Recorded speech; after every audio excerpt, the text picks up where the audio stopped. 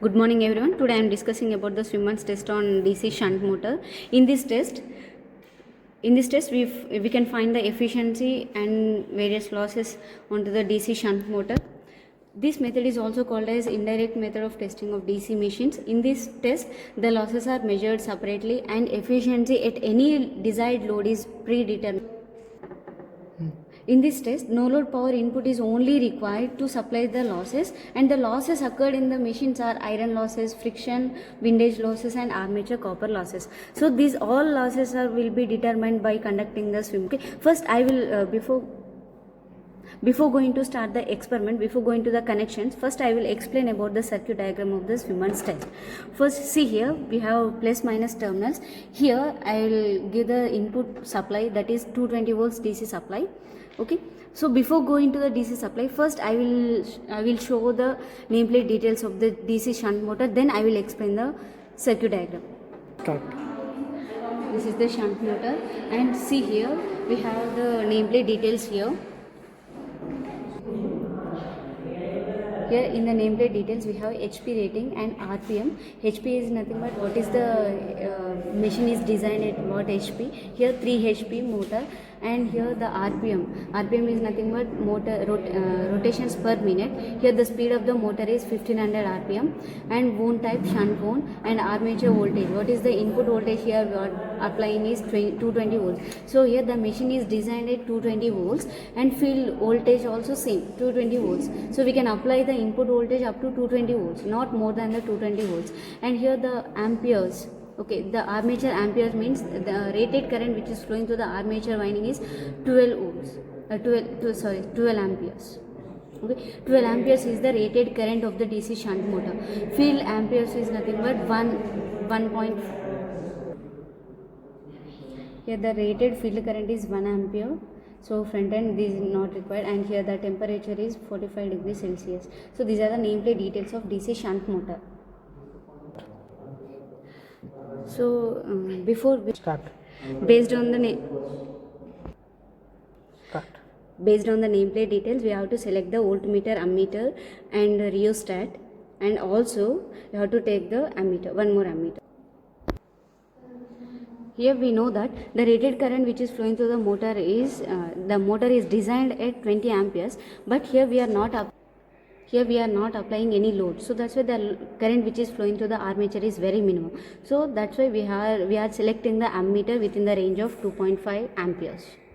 And next, the field current, the rated field current of the machine is 1 amperes only. So that's why we have to select the ammeter up to 0 to 2.5, or we can select the ammeter up to 0 to 2 amperes of rating. Okay, so first I will explain the connection of the circuit diagram. Here the input terminals plus and minus, and next this symbol is called as DPST switch, double pole single throw switch, which is used to on off purpose. And fuse, I already explained in the first introduction video about the fuse. Fuse is required to protect the motor from the high current or over current. And next, voltmeter is used to measure the input voltage which is supplied to the motor, and here the range of the voltmeter is 0 to 300 volts. And next, you remember one thing, the voltmeter is always connected in parallel with the motor. Why? Because in the parallel the voltage is same, and in series the current is same. So that's why the ammeter is always connected in series with the line. Here we are selected meter that 0 to 2.5 amperes. Start. Here the negative terminal of the ammeter is connected to the line of 3-point starter. Here we shown that 3-point starter. The 3-point starter consisting of 3 terminals, L, Z, A. I already explained in the introduction part. L is connected to the line, and Z is connected to the field, and A is connected to the ammeter. Here the Z is connected to the starting terminal of the rheostat, and variable terminal of the rheostat is connected to the plus terminal of another ammeter, and negative terminal of the ammeter is connected to the Z. ZZ is nothing but field winding. Here the negative terminal of the ammeter is connected to the starting point of the field winding, and ZZ is connected to the negative terminal. And here the another terminal will be there, that is A. A is connected to the armature winding terminal. Here A is connected to A, and AA terminal is connected to the negative terminal of the supply. And voltmeter, one more terminal is there for the voltmeter. The negative terminal of the voltmeter is connected to the negative supply. To the circuit diagram, before going to the connections, I will explain the circuit diagram here. So from the plus terminals, we have two connections. One connection will be going to the voltmeter and one connection is for ammeter.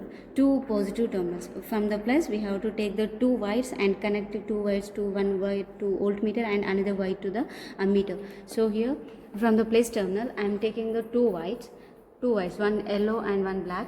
Yellow wire will be connected to the plus terminal of the voltmeter. You see here, plus terminal of the voltmeter, and next black wire will be connected.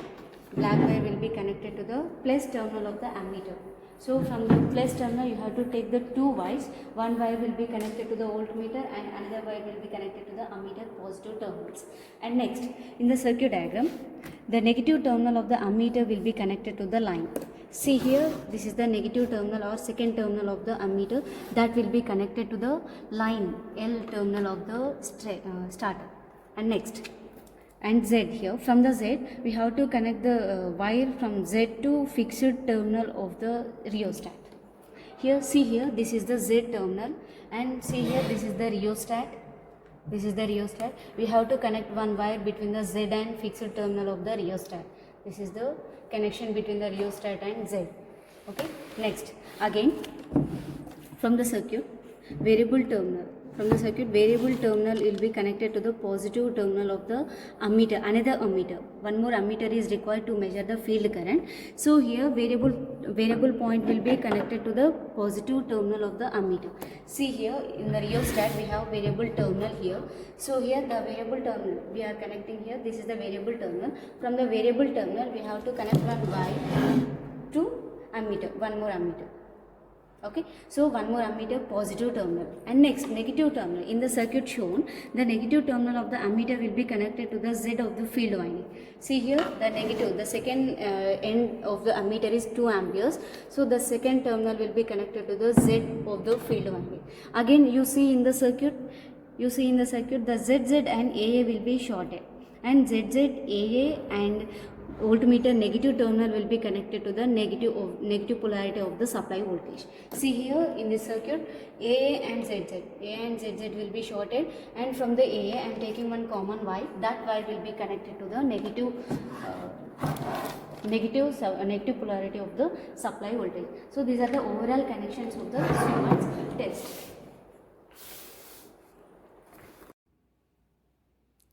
These are the overall connections of Siemens test on DC shunt motor.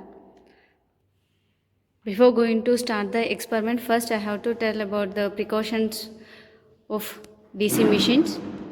Avoid parallaxer error and as well as avoid loose connections of each and every equipment which is connected to the panels and meters. Here, check all the connections before start the experiment and ensure that the rheostat position is kept at minimum position, not at maximum position. See here, these are the two connections. We are connected rheostat at fixed terminal here, so this is the minimum point. Ensure that you maintain the rheostat position is at minimum position. Make the connections as per the circuit diagram and first close the DVST switch. Okay. Now see here, the supply is passed to the machine, and here you observed in this meter that voltage is up to 220 volts. Here we are connecting, this meter is belongs to 150 and 300, so we are connecting across the 300 terminal. Now here in this circuit you see here 110, 115 it shows, so 220, approximately 220-225 volts it will come. So that is the rated voltage to the motor.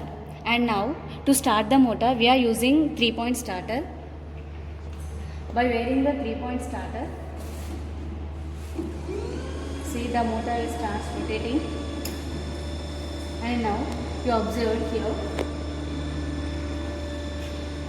here, the current will start flowing through the shunt motor, and this is the armature current and this is the field current. Now by using the rheostat, we have to set the motor speed up to 1500 rated speed. First we will check the speed. What is the speed of the shunt motor? See here 1464 it is. Now we have to set the speed of the shunt motor up to 1500 rpm by wearing the field rheostat.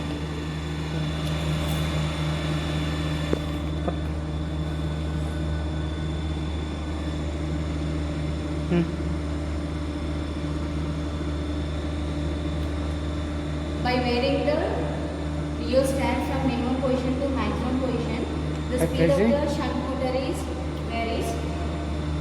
See here 1486 and 1492, 1500. So stop the rheostat and note down the readings of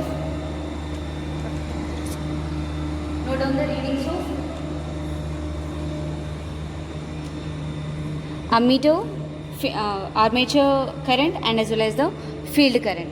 See here you observed in this the armature current is very minimum. Why? Because here we are not applying any load on the shunt motor. That's why it shows minimum current is flowing through the armature winding.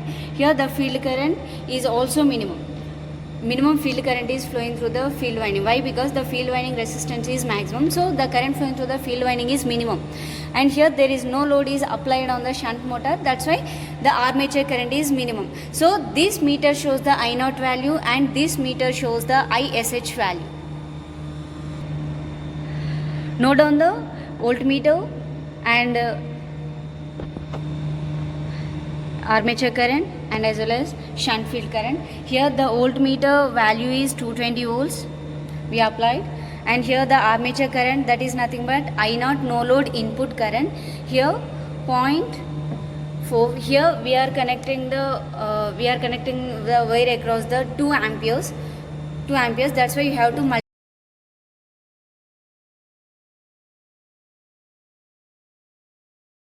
with the 2. So here 0.44 it will come. So 0.44 into 2. And next here shunt field current. Here also we connected the wire across the 2 amperes terminal.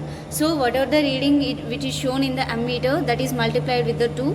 Here the reading is 0.29 into 2. 0.29 into 2. This is the shunt field current. And now, and to find the efficiency, these values are enough. First again we have to stop the motor. Before going to stop the motor, the rheostat position is kept at minimum and open the DPST switch.